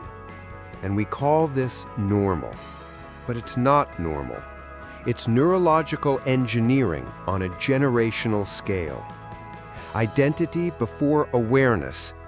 Before they know who they are, the algorithm tells them what's cool, what's beautiful, what's funny, what's popular, what's worth watching. So they mimic, they perform, they upload versions of themselves, filtered, edited, tailored for algorithmic approval. And if those versions succeed, they get rewarded. If not, they disappear. This isn't just social media. It's identity formation outsourced to artificial feedback.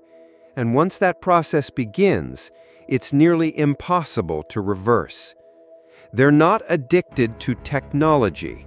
They're addicted to control. What looks like screen addiction is often a craving for predictability in a world they don't yet understand. And the algorithm delivers constant novelty, constant reward, constant stimulation. But it also delivers constant dependency, constant distraction, constant loss of self-direction. So even as their bodies grow, their sense of autonomy shrinks. They don't know how to entertain themselves, how to sit with discomfort, how to be bored, how to think independently, because the machine has always done that for them. Parents are losing the race. Even the most attentive, loving parents are competing with platforms that have thousands of engineers, billions of data points, unlimited behavioral research, an infinite content supply? How do you teach patience to a child raised on instant video rewards? How do you teach presence when they've learned to divide attention before they've mastered focus? How do you raise a thinker in a system designed to create scrollers? This is the battle no one prepared us for, and yet it's the battle we must face.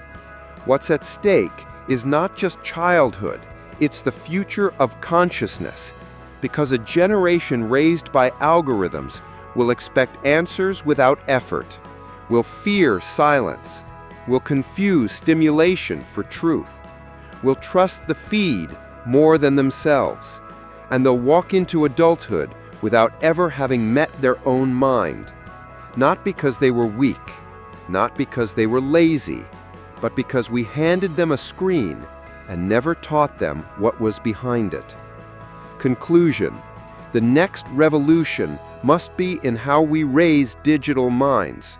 This isn't about banning technology, it's about slowing down the surrender, about giving children space to wonder without swiping, to feel without performing, to think without being watched, to play without being sold something. It's about remembering that human development isn't a metric. It's messy, imperfect, and most of all, slow. We cannot allow a fast, efficient machine to raise children who were meant to be slow-grown, soul-shaped, and deeply human.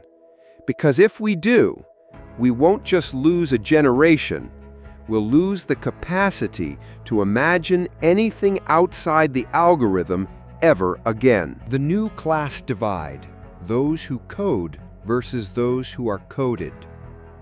We used to think the great divide was between rich and poor, between powerful and powerless, between educated and uneducated.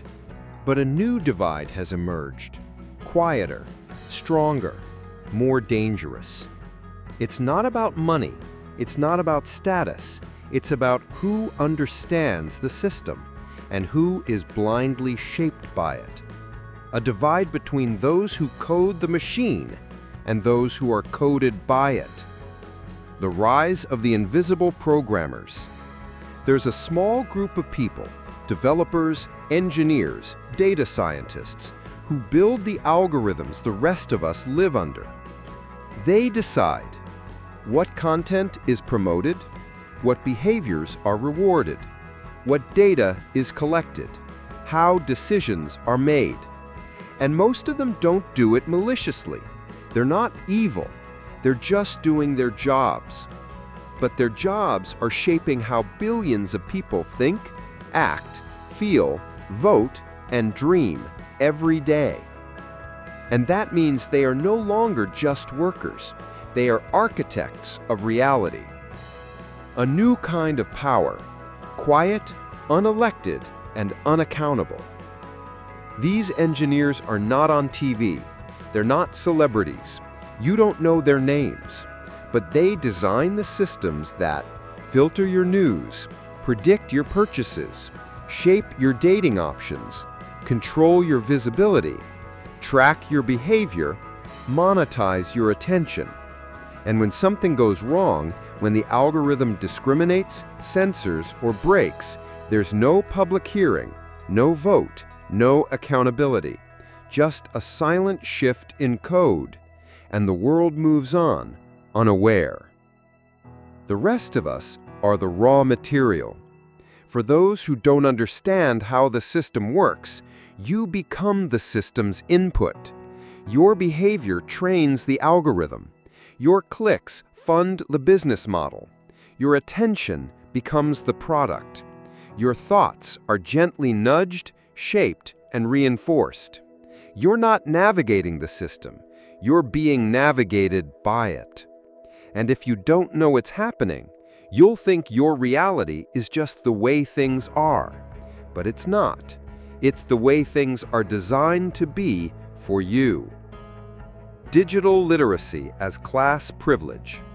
In this new world, the greatest luxury isn't wealth. It's understanding the system, knowing how data is collected, knowing how recommendation engines work, knowing how content is ranked, suppressed, and monetized, knowing how to protect your attention, your identity, your mind. Because with that knowledge, you can push back, you can choose differently, you can opt out, even if only partially.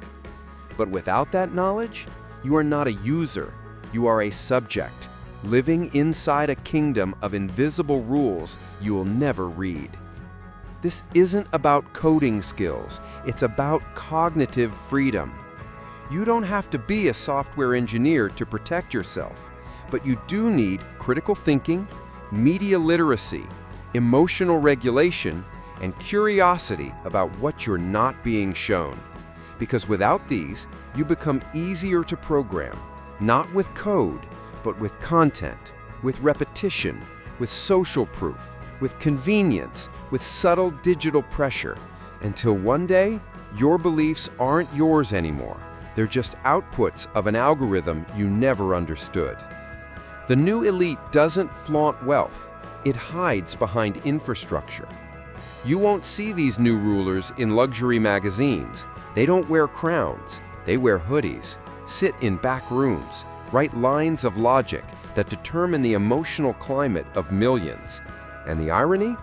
Even they don't fully understand what they've built, because modern AI systems are so complex, even their creators can't always predict their outcomes.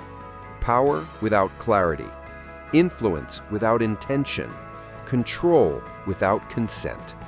This isn't just a divide, it's a chasm. When knowledge becomes survival. In the past, the literate ruled over the illiterate. Now, the digitally literate rule over the distracted. And unless you learn how the machine works, at least in principle, you will always live beneath it, not beside it. This doesn't mean you must become a hacker. It means you must stop being a passive participant. Start asking, who benefits when I'm online? What does this system want from me? What am I being guided toward, and what is being hidden? Because in the age of AI, ignorance is no longer innocent. It's expensive, disorienting, and deeply exploitable. Conclusion: from subjects to sovereigns. This new class divide isn't permanent. It can be crossed, not with rebellion, but with recognition, with curiosity, with humility, with awareness.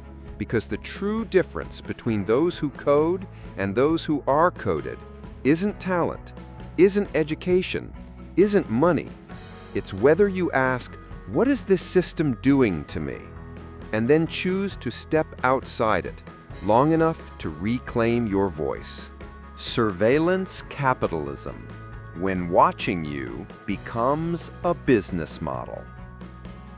Once upon a time, companies sold you a product. Now, you are the product.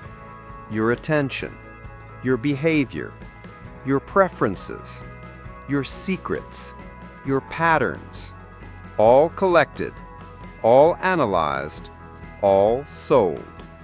Not to help you, but to predict you, influence you, and ultimately profit from you. This is the foundation of a system called surveillance capitalism. A system where watching you is no longer a violation. It's the business model. What is surveillance capitalism? Surveillance capitalism is the economic logic of the digital age. It's the practice of monitoring human behavior at scale, turning it into data, analyzing it to predict future behavior, and monetizing that prediction by selling it to advertisers, governments, and even AI systems. It sounds technical, but what it really means is this: your life is being mined. Your emotions, your indecisions, your pauses, your late-night searches, your stress scrolling, your heartbreak, your addictions. Every digital move is raw material, and someone is profiting from it. You're not the customer. You're the supply. Google is free. Facebook is free. TikTok is free. Most apps are free. But they're not gifts. They're harvesting fields. You're not paying in dollars. You're paying in data. Because behind every platform is an economy where your thoughts, attention, and impulses are packaged and sold to the highest bidder, not as you, but as what you might do next, because predicting behavior is now more profitable than any product ever was. The era of behavioral futures markets. Think of this like Wall Street, but instead of betting on oil or gold, companies bet on your future decisions. They say, this user is likely to buy sneakers in 4 days. This teenager is 72% likely to search for exam anxiety tonight. This woman is 85% likely to switch insurance providers next month.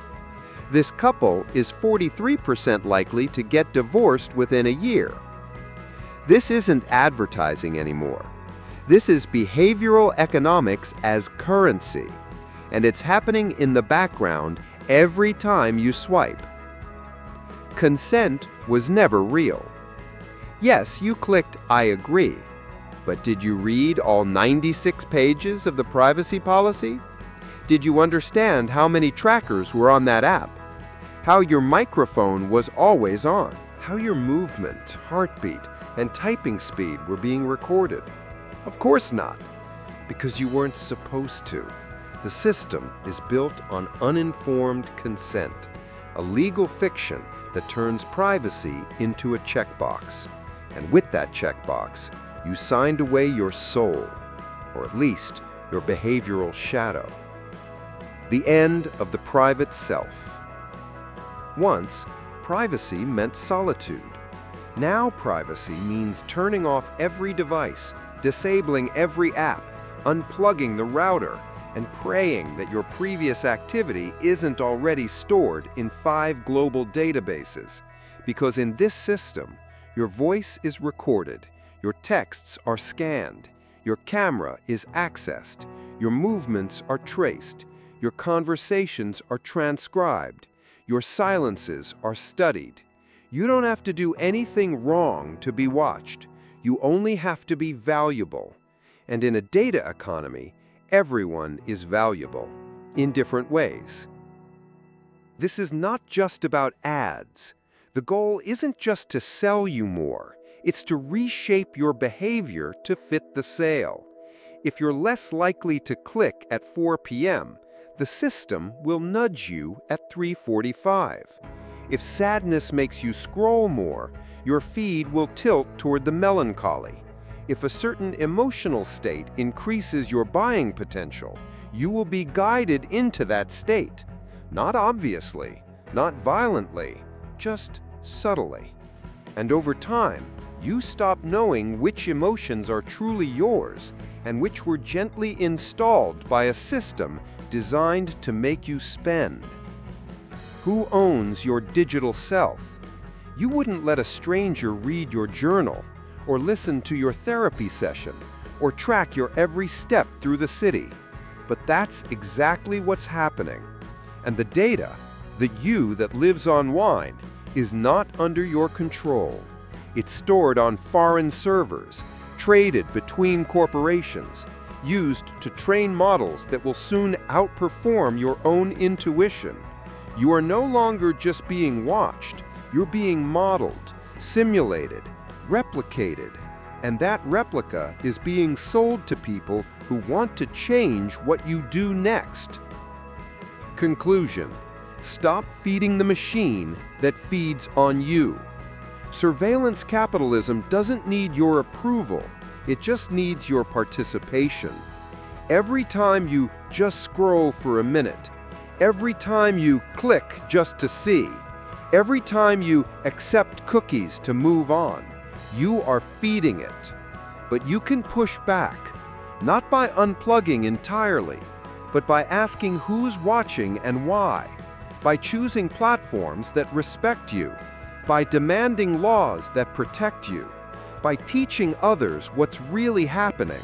Because if you don't know how you're being watched, you'll never know when you've stopped being free. Reclaiming humanity, a call to awareness, not rebellion. If you've come this far, you've seen it. The system, the code, the mirror, the loop. The invisible scaffolding that shapes your thoughts while you think you're free. And maybe you feel anger, maybe despair, maybe exhaustion. But let me offer something different. Not rebellion, not retreat, but awareness. Because the true revolution doesn't begin with smashing machines. It begins with remembering you are not one. You were not made to be predictable. You were not born to scroll endlessly. You were not designed to be studied, scored, or sold. You were not created to chase likes, to serve metrics, to live inside loops. You were created to imagine, wonder, choose, change, feel deeply, disagree boldly, break patterns, rewrite your story. None of that can be coded, and none of that can be fully captured by an algorithm. Because you are not a profile. You are not your data. You are not your behavior. You are consciousness. And no machine, no matter how powerful, can predict what a conscious human being might choose next. The algorithm is not the enemy. Forgetting who you are is. Yes, the system is powerful. Yes, it is everywhere. But it only controls what you don't notice. The moment you become aware, you begin to move differently. You pause before reacting. You question before consuming. You reflect before posting. You ask, is this thought mine? You reclaim your attention like it's sacred, because it is. And in that moment, the algorithm loses its grip. Not because it changed, but because you did. Choose to be a human in a world that wants you mechanical. The world today tells you, be faster, be louder, be simpler, be viral, be optimized, be data-driven, be available always. But humanity was never meant to be any of that. To be human is to move slowly, feel deeply, sit with uncertainty, wrestle with nuance, fail, heal, begin again. Speak truth even if no one clicks. Create something no algorithm would ever recommend because it's too real. And that is what this world needs most. Not perfect systems, but present souls. This is your life. Don't let it be lived by code. Your life is not a feed, not a trend, not a behavior graph, not a heat map. It's a series of sacred decisions made with awareness, with presence, with intention. Every time you choose to be still, you take back space. Every time you notice manipulation, you weaken its hold. Every time you remember your depth, you remind the world it cannot flatten you. This is not rebellion. This is resistance through remembering. Be the variable the system can't calculate. The algorithm thrives on patterns, so become the pattern breaker. Be kind in a space of outrage. Be curious in a place of certainty. Be thoughtful in a world of speed. Be human in a system that forgot what that means. You won't always win, but you will remain yourself. And that's the one thing no algorithm can take. Final word. Your awareness is the revolution. No, you don't have to run away from technology. You don't have to fear your phone. You don't have to unplug forever. You only have to wake up, to see the code, to feel your mind, to guard your soul, to ask harder questions, to live like your choices still matter, because they do. The future doesn't need more users. It needs more humans who remember how to be human. That starts with you, right now. Not with fear, not with noise, but with one quiet thought. I see the system, and I choose differently.